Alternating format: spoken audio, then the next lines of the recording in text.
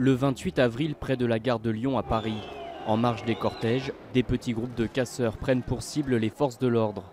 Au sol, un policier en civil grièvement blessé.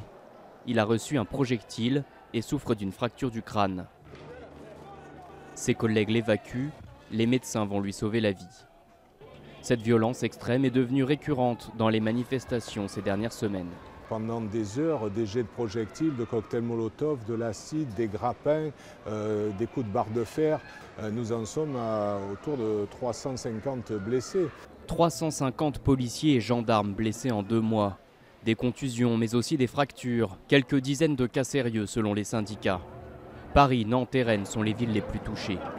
Pas étonnant quand on voit ces scènes où règne la plus grande confusion. Ici, les CRS reçoivent des cocktails Molotov. Un peu plus loin, un homme cagoulé jette un fumigène avant de rejoindre son groupe. Des individus très mobiles qui n'attendent plus que les manifestants se dispersent pour agir. Traditionnellement, les manifestations, c'était une manifestation pacifique qui se terminait et des affrontements avec des casseurs à la fin de la manifestation. Aujourd'hui, les casseurs vont à l'affrontement à l'intérieur de manifestations pacifiques, donc c'est très compliqué pour les forces de l'ordre pour les isoler, les interpeller. Donc il y a une escalade dans l'organisation, une escalade dans la violence. La crainte désormais des autorités que les affrontements fassent une victime côté policier ou côté manifestant.